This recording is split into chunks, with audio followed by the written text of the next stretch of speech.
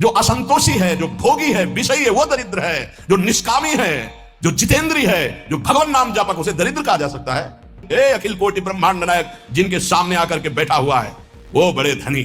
अजित को जीत लिया जिन्होंने, उनको तुम गरीब कह सकते हो? उनको तुम दरिद्र कह सकते हो? नहीं, दरिद्र वो है जो वासना के भूत में भटक रहे हैं, जो भगवत अनुराग से तृप्त हैं, वही सबसे बड़े धनी हैं। आहा, गोस्वामी जी कह रहे हैं दुकाल दुर्भिक्ष, पूरा संसार सही पूछो तो जो भगवदानंद से रहित हो सब दुर्भिक्ष में है। कौन तृप्त हुआ है आज तक भोगों में? बता दो। कोई सम्राट, कोई भी त्रिभुवन का जो भगवान से विमुख हो, संतुष्ट हो। महाराज ययाति ने अपनी जवानी भोगी, अपने बेटे की जवानी भोगी लेकर के, लेकिन तृप्त हुए क्या? तब उन्होंने लिखा एक भगवत विमुख अजितेंद्रीय पुरुष को विश्व की समस्त स्त्रियां, समस्त जो धान्य भोग सामग्री मिल जाए तो भी वो तृप्त नहीं हो सकता। यह है दुर्भिक्ष, यह है दरिद्रता। नाम जापक हृदय से इतना संतोष धन प्राप्त करता है कि उसमें दलनिहार दारिद्र्य, दरिद्रता का नाश हो जाता है, दुकाल दुर्भिक्षता का नाश हो जाता है। क्या कैसी भी परिस्थिति हो, नाम जापक के हृदय में किसी अन्य का भरोसा, अन्य की चाह नहीं हो सकती। नाम जापक दुख दोष घोर घन घाम को, कोई भी दुख, कोई भी दोष, कोई भी अज्ञान, कोई भी विषय विलास का ताप उसके हृदय को नहीं तापित कर सकता जिस हृदय में नाम चलता है।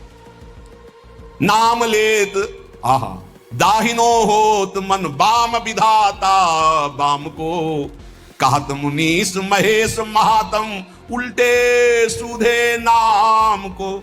बड़ी यदि कोई नाम जब कर रहा है, विधाता ने उसके भाग्य में प्रतिकूल विधान लिख दिया है तो वो भी अनुकूल हो जाता है। जब सुदामा जी को सुदामापुरी प्रदान की उनके पहुंचने के पहले ही तो विधाता आ गए और भगवान से एकांत मिले और कहा प्रभु आपके द्वारा बनाया हुआ विधान कानून नष्ट हो रहा है आपके द्वारा ही। क्यों? बोले सुदामा जी के भाग्य में लिखा था छह श्री। छह श्री का मतलब होता लक्ष्मी का नाश, और आपने पूरी द्वारिकापुरी वैसे ही सुदामापुरी बना दी। अब उनका भाग्य हम देख रहे हैं तो उसमें लिखा है यक्ष श्री। यक्ष कहते हैं कुबेर को, श्री कहते हैं धन वैभव ऐश्वर्य महिमा को। सुदामा जी के सुदामापुरी में जो संपत्ति है, कुबेर के पास जो अष्ट सिद्धियां, नौ निधियां, वो सब सुदामा जी के पास। यक्ष श्री। प्रभु आपने कानून बनाया था, उसी हिसाब से भाग्य लिखा था, आपने पलट दिया प्रभु, तो क्या आपके बनाए हुए कानून का अपमान नहीं हो रहा? भगवान ने कहा नहीं। क्यों? उनका सुदामा जी ने एक भंडारा किया है जिसमें पूरा विश्व तृप्त हो गया, उसका क्या फल होता है देखो निकाल के आप अपने कानून में। बोले प्रभु खाने को तो है नहीं, सुदामा जी को भंडारा कब कर दिया? तो बोले जिस समय हमने सुदामा के एक मुट्ठी तंदुल पाए तो मेरे रोमकूप में, एक एक रोमकूप में कोटि कोटि ब्रह्मांड वास करते हैं। ब्रह्मांड निकाया निर्मित माया रोम रोम प्रति वेद कहे।